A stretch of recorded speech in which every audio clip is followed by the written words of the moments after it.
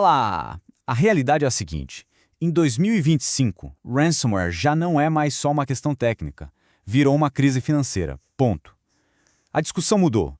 Não é mais sobre se um ataque vai acontecer, mas sim qual vai ser o prejuízo para o negócio quando ele inevitavelmente acontecer. Vamos desconstruir essa nova realidade.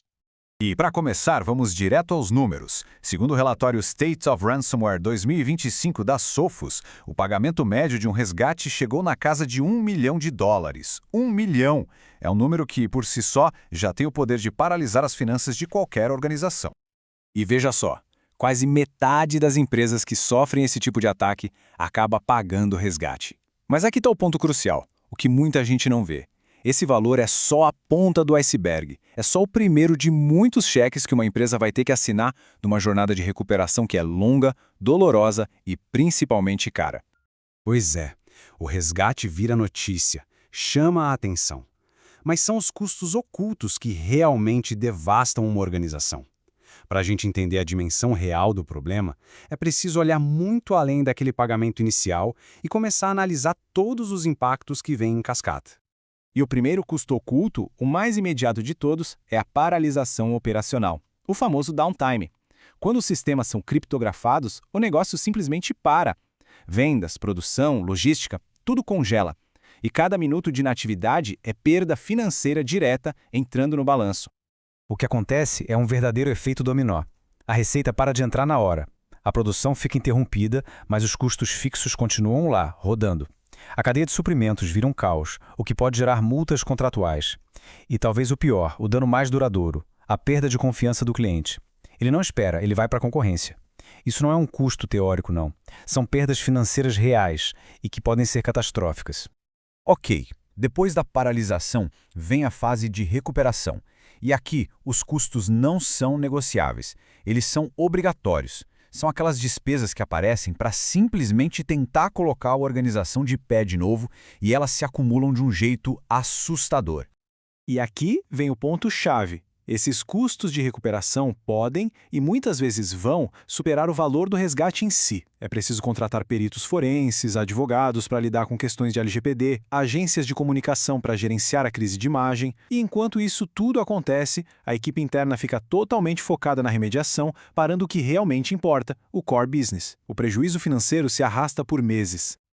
Agora, o que é mais alarmante nisso tudo é a origem desses ataques devastadores. Os dados da Sophos mostram que 70% deles, se a gente somar as vulnerabilidades exploradas com as lacunas de segurança, vêm de fraquezas que já eram conhecidas, fraquezas que não foram corrigidas. Em outras palavras, a porta estava aberta. Isso nos leva à pergunta estratégica central. Com custos todos gigantescos e tão imprevisíveis, como é que se sai desse ciclo de ficar só apagando incêndio? Como se constrói uma arquitetura de defesa que previne o desastre financeiro antes que ele sequer aconteça? A resposta para isso está numa mudança de modelo, a cibersegurança como serviço, ou CSAS. A lógica é simples. Em vez de tentar construir e manter uma operação de segurança super complexa e cara dentro de casa, a organização passa essa função para especialistas que têm dedicação exclusiva e fazem um monitoramento contínuo, 24/7. Na prática, a diferença é gritante. De um lado, o modelo reativo, interno, que é uma montanha-russa de custos imprevisíveis, sempre lutando com a falta de talentos e tirando o foco do que a empresa faz de melhor. Do outro lado, o modelo proativo com CSAA, que transforma esse gasto caótico numa despesa operacional previsível, dá acesso a uma equipe de elite e, o principal, libera a empresa para focar no seu crescimento. Mas claro, teoria só funciona com a execução correta. E é exatamente aqui que a parceria entre a SN Informática e a Sophos entra, entregando uma arquitetura de defesa completa, gerenciada, que torna essa promessa do modelo proativo uma realidade. Essa arquitetura funciona em 3 camadas totalmente integradas. A primeira é a detecção. A tecnologia XDR da Sophos correlaciona sinais de todo o ambiente para encontrar anomalias. A segunda é a resposta.